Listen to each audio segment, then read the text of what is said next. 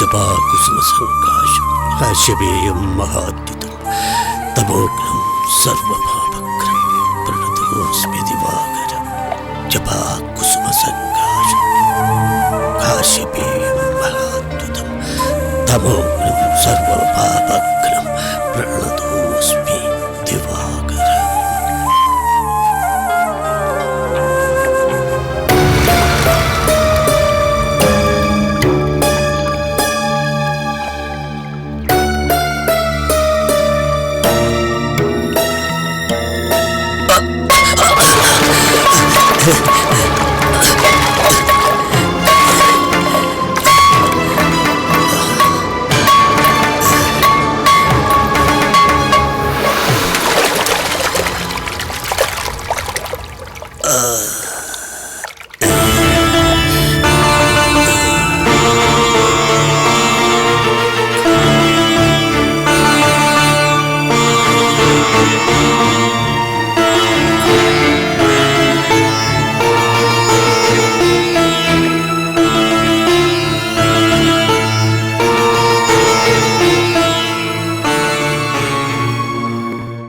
ആലോചിക്കാനൊന്നുമില്ല.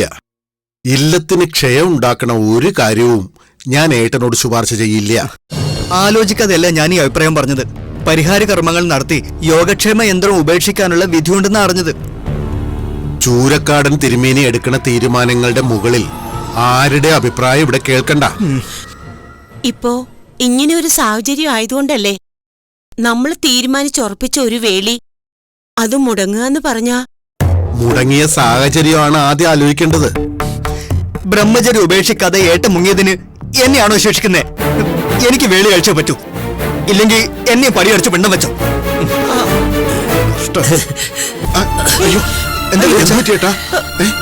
എന്താ കണ്ടില്ലേ, ഇന്നത്തെ പൂജ മുടങ്ങിയിരിക്കണോ? രക്തമാണ് കാണിച്ചു തന്നിരിക്കുന്നത്. അയ്യോ, ഇതെന്താ പറ്റി? ചോര വരുന്നുണ്ട്. കുളി കഴിഞ്ഞ് കേറിയതാ, കൽപ്പടവില് കാല് തട്ടി, മൊന്തയും വെള്ളവും നിലത്ത് വീണു. നീ അല്പം തുണിയെടുത്തോണ്ട് വരാ.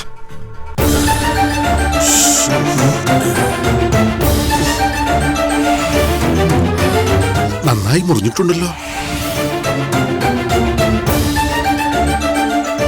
കുളി കഴിഞ്ഞ് കേറി വരുമ്പോ കാല് തട്ടി എന്ന് പറയുമ്പോ ഓട്ടുപുര തുടങ്ങുന്നിടത്തെ 4ാമത്തെ പടവിലാണോ തട്ടിയത്? അതേലോ. എന്താ ഇപ്പൊ അങ്ങനെ തോന്നാൻ? ആ പടിക്ക് ഒരല്പം പൊക്കം കൂടുതലാ. കാല് തട്ടും. പ്രത്യേകിച്ചും പ്രായമായി വാദവും കാൽമുട്ട് വേദനയായിട്ട് ജീവിക്കുന്നവരുടെ കാല് ഉറപ്പായിട്ടും തട്ടും. ഒന്ന് നിർത്തുന്നുണ്ടോ നീ? എന്റെ നിഗമനങ്ങളെ അംഗീകരിക്കാൻ ഇവിടെ ആരും ഇല്ലല്ലോ. സമയദോഷായാല് ഇങ്ങനെയൊക്കെ സംഭവിക്കും. ആ ചോരയൊക്കെ തുടച്ച് വൃത്തിയായിട്ട് കെട്ട്. ഒന്നാമത് ഷുഗർ ഉള്ളതാ. പഴുത്ത് കയറിയ പിന്നെ കാല് തന്നെ മുറിക്കേണ്ടി വരുവേ.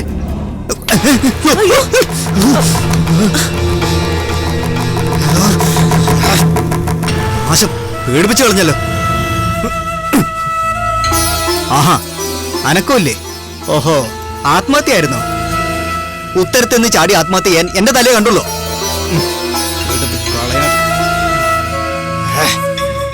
നിക്ക്, നെറുകം തലയിലാ പല്ലി വീണിരിക്കണേ. അതെ, വീണ ഉടനെ അത് ചത്തു. ശവം തെക്ക് വടക്ക് ദിശയില്, തല തെക്കോട്ടും. അപശകുനങ്ങളാണല്ലോ. കാല് തട്ടിച്ച് ചോര കാണിച്ച് പൂജ മുടക്കി. ഇപ്പോ ഇത് ഒരപകടം ആസന്നമായോ എന്നൊരു സംശയം. ഈ പല്ലി ഇതൊരു വയസ്സം പല്ലിയാ. ചാവാ സമയമായപ്പോ അത് ചത്തു. പിന്നെ തെക്ക് വടക്ക്. വേണമെങ്കിൽ ഞാൻ ഇതിനെ കിഴക്ക് പടിഞ്ഞാറേറ്റ് കിടത്തി തരാം. വേണ്ട, താനതിനെ നിസാരവൽക്കരിക്കണ്ട. ശ്രീനിവാസ, എത്രയും വേഗം ചൂരക്കാടൻ നമ്പൂരിയെ വിളിച്ചു വരുത്തണം. എന്റെ ദൈവമേ, തകർന്നു.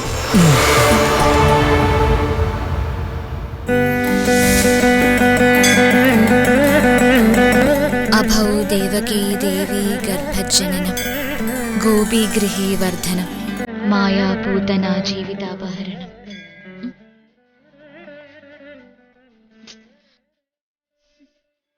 മായാപൂതനാ ജീവിതാപഹരണം ഗോവർദ്ധനോദ്ധാരണം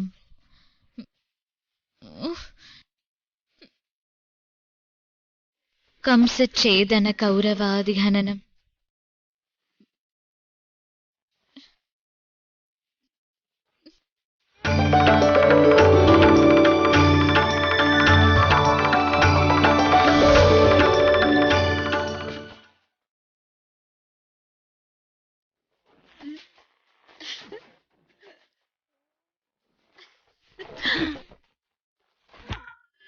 ഇതെന്ത് കൂത്തായത്? എന്താടി രാവിലെ സ്വസ്ഥമായിട്ടൊന്ന് പ്രാർത്ഥിക്കാൻ സമ്മതിക്കോ? നീ പ്രാർത്ഥിച്ചോ, അതിന് ഞാനെന്താ വേണം? എങ്ങനെ പ്രാർത്ഥിക്കും? ഒരു കോൺസെൻട്രേഷൻ കിട്ടണ്ടേ? അതെങ്ങനെയാ? ഇവിടെ ഒരു ഉത്സവപ്പറമ്പിന്റെ ബഹളമല്ലേ? ഞാൻ എന്റെ അമ്മച്ചിയെ കണ്ട സന്തോഷത്തില. അതെനിക്ക് ആഘോഷിക്കണ്ടായോ? ഇങ്ങനെ തുള്ളിയാണോ ആഘോഷിക്കുന്നേ? നിന്റെ അത്രയും തുള്ളലൊന്നും എന്തായാലും എനിക്കില്ല. ഞാൻ ഇത്രയ്ക്ക് ബഹളമൊന്നും വെക്കാറില്ല. നിങ്ങളുടെ കുടുംബത്തില് രാവിലെ പ്രാർത്ഥനയും കുരിശു വരെയൊന്നും ഇല്ലായിരുന്നോ?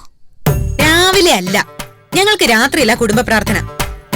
ഞങ്ങളെ നല്ല ഒന്നാന്തര സത്യക്രിസ്ത്യാനികളാ. എനിക്ക് തോന്നുന്നില്ല. നിനക്ക് തോന്നണ്ട. ഷെവലിയാർ പട്ടം കിട്ടിയ അപ്പന്റെ മോളാടി ഞാൻ. ഇടവക പള്ളിയിലെ 6 വട്ടം പെരുന്നാൾ നടത്തിയിട്ടുണ്ട്. പള്ളി കമ്മിറ്റിയിലെ എന്റെ അമ്മച്ചി പറയുന്നതേ ദൈവവാക്യം പോലെ എല്ലാവരും അനുസരിക്കും. മാതി പൊങ്ങച്ചൻ പറഞ്ഞത് പട്ടി ആടാക്കി വിറ്റ പാരമ്പര്യം കൂടുതൽ വിളമ്പണ്ട. നീ പൊടി പൊട്ടിക്കളി പോത്തെ പിത്തക്കടി കള്ളി. ഇങ്ങോട്ട് വാ. അയ്യോ, സ്വന്തം ഏട്ടത്തിയോടോ? എന്നെ ചീത്ത പറഞ്ഞാലേ ഞാൻ ചീത്ത പറയും. സത്യം പറ, നീ കൊടുങ്ങല്ലൂർ ഭരണിയുടെ അന്നാണോ ജനിച്ചേ? അല്ലേ? അല്ലേന്ന്? അയ്യേ, എന്തൊരു തെറി. അയ്യേ,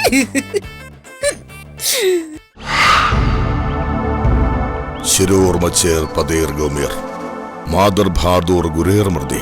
ഓ, അത്രേ ഉള്ളോ? പറഞ്ഞത് എന്താണെന്ന് മനസ്സിലാക്കിയിട്ട് തന്നെയാണോ ആശ്വസിക്കുന്നത്? അത് പിന്നെ ലക്ഷണങ്ങൾ ദോഷത്തിലേക്ക് തന്നെയാണ് വിരൽ ചൂണ്ടുന്നത്, അല്ലേ തിരുമേനി? സംശയം വേണ്ട. ശോണിതമായ പെരുവിരൽ, മരിച്ച ഗൗളി തെക്കുവടക്ക്, പിന്നെ ഗൗളി വീണത് നെറുകയിലും, ശിരോർ മധ്യേ പതേൽ. അങ്ങനെ സംഭവിച്ചാൽ യമന്റെ നോട്ടം 3 പേരുടെയും നേർക്കു വരാം. മാധൂർ മാതാവ്, അമ്മ. ഭ്രാതൂർ സഹോദരൻ. ലക്ഷണം കാണിച്ചു കൊടുത്തത് ഇദ്ദേഹത്തിനായതുകൊണ്ട് ഇദ്ദേഹത്തിന്റെ തന്നെ സഹോദരൻ. അത് ഒരാളേ ഉള്ളൂ, സുബ്രഹ്മണ്യൻ.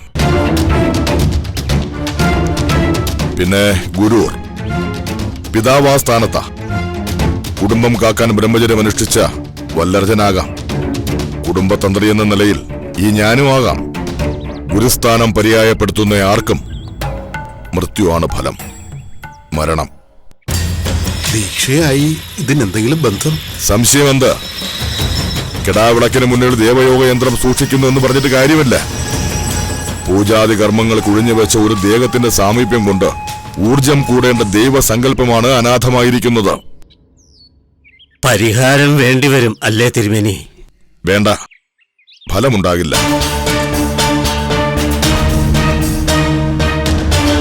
ദേവയോഗ യന്ത്രത്തിന് അനാഥത്വം ഉണ്ടാക്കിയവനാരോ അവനിലേക്ക് തന്നെയാ ലക്ഷണങ്ങൾ ഉന്നമിക്കുന്നത്.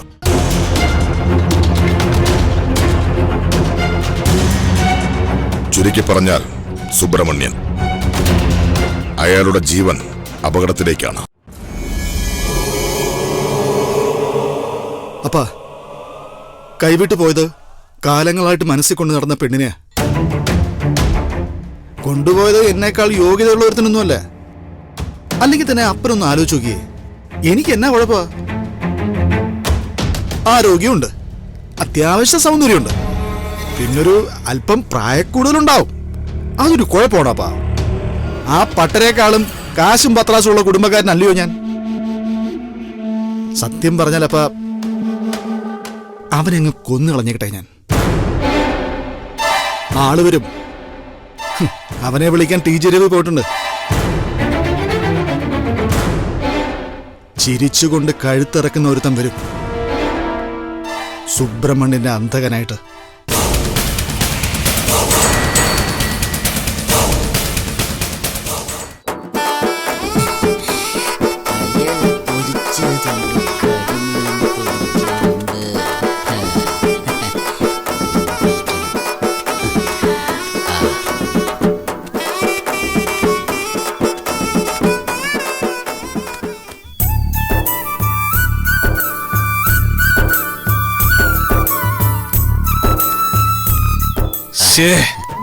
പോയ മീന പൊരിച്ചു കഴിച്ചാ വായില് വെള്ളം ഊറും. മാറ്റിക്കൊണ്ടു. മേലിൽ ഈ മത്സ്യവും മാംസം ഇവിടെ കൊണ്ടുവരരുത്. കമലമ്മയ്ക്ക് മീനില്ലാതെ പറ്റിയല്ല. എനിക്ക് ഈ വൃത്തികെട്ട ശവത്തിന്റെ മണമൊന്നും പിടിക്കില്ല. ഇനി മുതൽ ഇവിടെ പച്ചക്കറി മാത്രം മതി. എന്നെ നീ തീരുമാനിച്ചാ മതിയോ? എനിക്ക് കോടമ്പിളി ഇട്ട് വെച്ച മീൻകറി ഇല്ലാതെ പറ്റുകയല്ല. എടാ വെട്ടുക്കിളി, കൊള്ളാവുന്ന മീനാണോടാ? നോക്കട്ടെ, ഇങ്ങോട്ട് കൊണ്ടുവാ. താടാ നോക്കട്ടെ. ആഹാ, ഇത് കൊള്ളാം. കറി വെക്കണ്ട, വരഞ്ഞു വരഞ്ഞങ്ങ് പൊരിക്കണം. ഞാൻ ഇതിന്റെ മണം കേട്ട ഛർദിക്കും. ആഹാ, നീ ഛർദിച്ചോ, ഇവിടെ താമസിക്കണ്ടെന്ന് വെച്ചാ പോരെ. ആഹാ, അവന്റെ ഒരു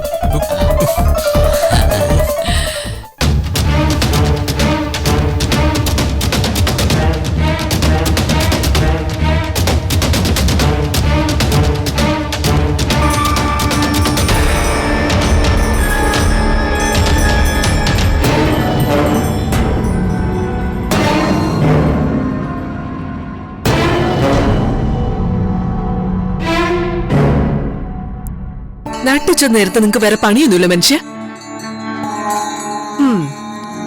ഇതെന്തോ മാനസിക രോഗമാണെന്നാ തോന്നുന്നേ. അല്ലെങ്കിൽ ഇങ്ങനെയുണ്ട് ഒരു പ്രശ്നം വെക്കല്. അമ്മേ, ആ പടിഞ്ഞാറ് വശത്ത് നിന്ന കദളിവാഴ ഒടിഞ്ഞു വീണു.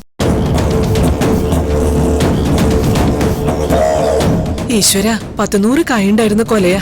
കൊല തന്നെ നിലത്തിടിച്ച വീണത്. മൊത്തം ചതഞ്ഞ് നാശായി.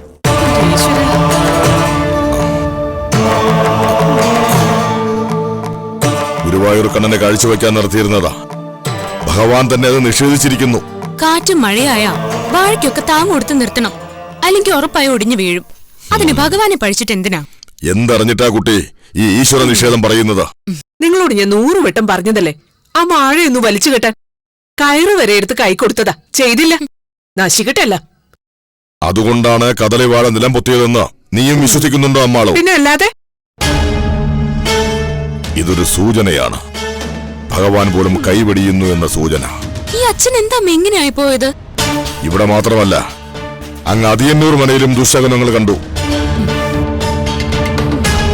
ഒക്കെയ്ക്കും കാരണക്കാരനായ സ്വാമിനാഥന്റെ നെറുകം തലയിലാ ഗൗളി വന്ന് വീണത്.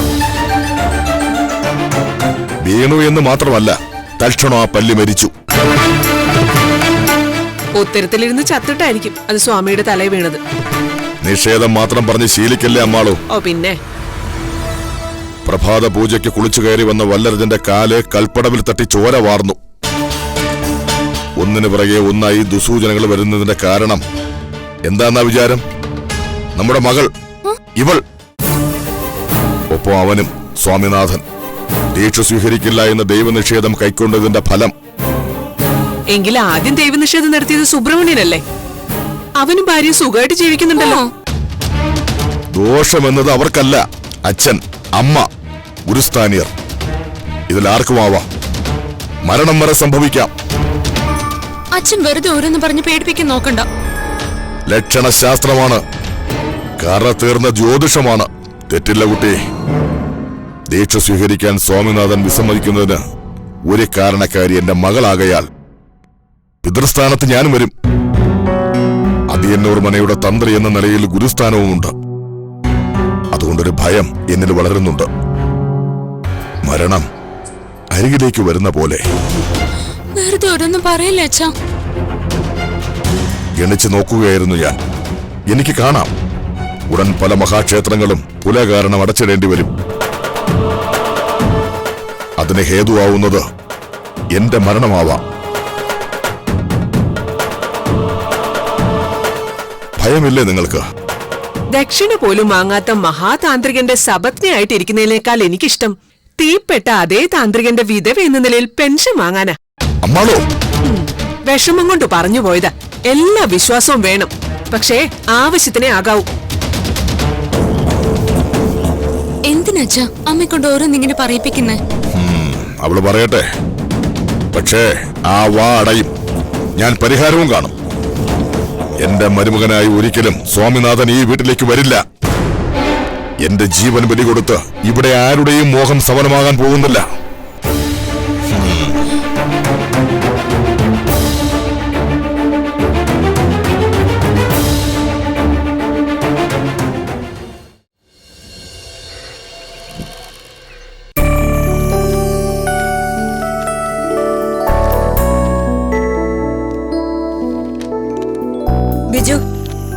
രാജു സാറിന്റെ കയ്യിൽ നിന്ന് സ്റ്റേറ്റ്മെന്റ് ഇങ്ങനെ വാങ്ങിച്ചേ.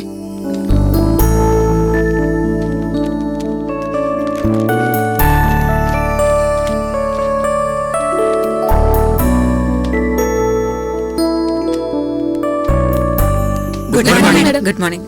Good morning madam. Subramanian sir എന്ത് പറയുന്നു? അങ്ങനെയൊക്കെ അങ്ങ് പോകുന്നു. സാർ, ഒരു പ്രശ്നമുണ്ട്. എന്താ? അയാള് പ്രശ്നം ഉണ്ടാക്കാൻ വീണ്ടും വന്നിട്ടുണ്ട്.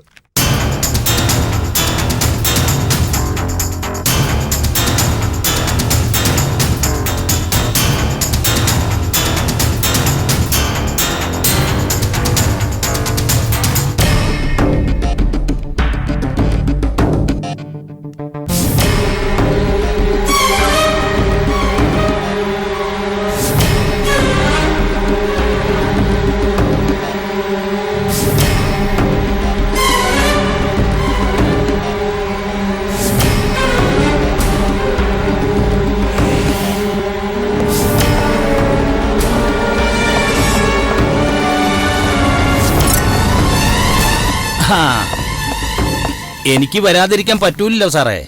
സാർ ഒറ്റൊരുത്തി കാരണം പോയത് എത്ര ലക്ഷമാണെന്ന് ഓർമ്മയുണ്ടല്ലോ. തനിക്ക് ലക്ഷങ്ങൾ നഷ്ടം ഉണ്ടായെങ്കിൽ അത് തന്റെ കയ്യിലിരിപ്പിന്റെ കുഴപ്പം കൊണ്ടാ. ഇനി ഒരിക്കലും ആ പണം തിരിച്ചു കിട്ടാനും പോകുന്നില്ല. എന്റെ സാറേ, 10-35 കൊല്ലായി ഈ മരാമത്ത് പണിയിൽ കൊട്ടേഷൻ എടുക്കാൻ തുടങ്ങിയിട്ട്. കൂട്ടുകാർ റോഡിൽ ടയർ ഉരുട്ടി കളിക്കുമ്പോ ആ റോട്ടിൽ ടാറിടാൻ ചെന്നവനെ ഞാൻ ഐസ് കെട്ടെ കയറി പെയിന്റ് അടിക്കല്ലേ. ഇറങ്ങിപ്പോടോ. തന്റെ വാചകോടി കേൾക്കാനല്ല ഞാൻ രാവിലെ ഇങ്ങോട്ട് വന്നത്. ഈ സുന്ദരമായ മോന്ത കാണാനല്ല ഞാൻ ഇങ്ങോട്ട് വന്നത്. ഒരു കാര്യമൊന്ന് സൂചിപ്പിക്കാൻ ഈ വരവ്. ഒന്ന് സാർ ഓർത്തു വെച്ചോ, ഈ സബ് എഞ്ചിനീയർ എന്ന് പറഞ്ഞാൽ കേരളത്തിലെ മൊത്തം സബ് എഞ്ചിനീയർ അല്ല, ഇട്ടാവട്ടം അത്രയില്ല, അതിലും ചെറുത്. ഈ കസേരയിൽ വട്ടം കറങ്ങുന്നതിൽ അത്രയും ചെറുത്. അത്രേ ഉള്ളൂ സാറിന്റെ കീഴില്.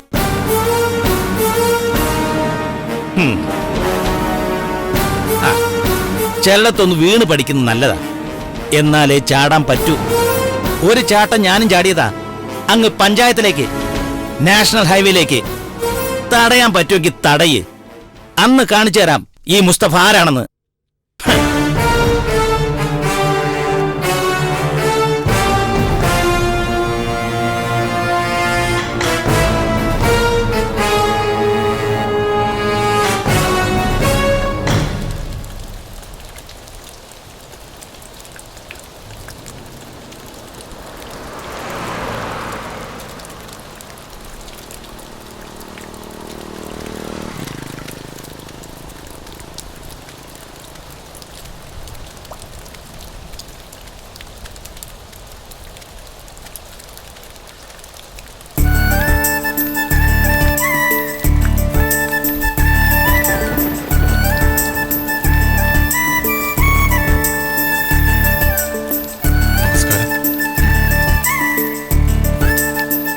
പുതിയ ഓവർസീറാ. പുതിയതല്ലേ, ഇപ്പൊ ഇങ്ങോട്ട് ട്രാൻസ്ഫർ ആയി വന്നതല്ലേ ഉള്ളൂ. അന്ന് സാറ് പെട്ടെന്ന് പോയതുകൊണ്ട് പരിചയപ്പെടാൻ സാധിച്ചില്ല. ഞാൻ രമേശൻ. സുബ്രഹ്മണ്യൻ അറിയാം, നേരത്തെ ഇവിടെ അറിയിപ്പ് വന്നിരുന്നു. ഞാൻ അനുമോൾ. ഇവിടെയാണോ വീട്? അല്ല, ഗുരുവായൂരപ്പന്റെ നാട്ടിൽ ഇവിടെ വന്നിട്ട് 6 മാസമായിട്ടുള്ളൂ. ഞാൻ അനിലൻ. ഇവിടെ തന്നെയാ വീട്. എല്ലാവരെയും വിശദമായിട്ട് പരിചയപ്പെടാം. ഞാൻ ഈ പരിസരമൊക്കെ ആയിട്ട് ഇണങ്ങി വരുന്നതേ ഉള്ളൂ. ഈ നാട്ടുപുറത്ത് ആദ്യം ഒരു ബുദ്ധിമുട്ട് തോന്നും, പിന്നെ ശീലമാകുമ്പോ ഇതിലും നല്ലൊരു സ്ഥലം വേറെ ഇല്ലെന്ന് തോന്നും.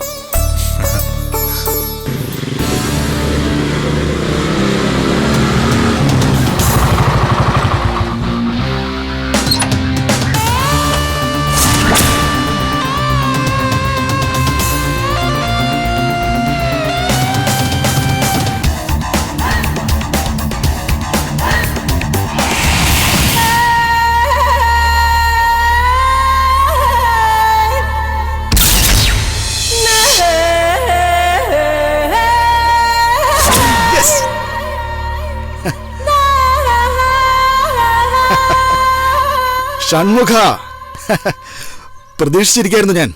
എത്ര കാലമായിടാ കണ്ടിട്ട്, ഇല്ലയോ? കുറച്ചു കാലം മുമ്പേ അണ്ടർവേൾഡിലായിരുന്നു. പഴയ അധോലോക ദാമോദർജി കേട്ടിട്ടുണ്ടോ? അപ്പന്റെ കാലത്ത് കണ്ടതായിട്ട് ഓർമ്മയുണ്ട്. കുറെ കാലം അയാളുടെ ശിഷ്യനായിരുന്നു. അവിടെ ഞാൻ വെറും ഷൺമുഖനല്ല, കാരക്കാമുറി ഷൺമുഖൻ. അതെന്നാടാ കാരക്കാമുറി? ആ, അതൊരു അലങ്കാരത്തിലിട്ട പേരാ. കേൾക്കുമ്പോ ഒരു പവറൊക്കെ വേണ്ടേ?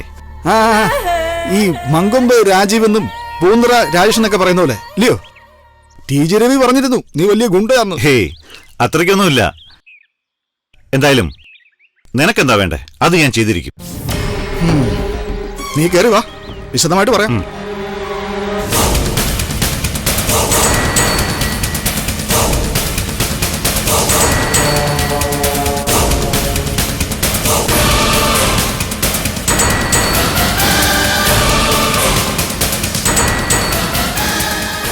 നീ എന്നതാ ഒന്നും പറയാത്തത്?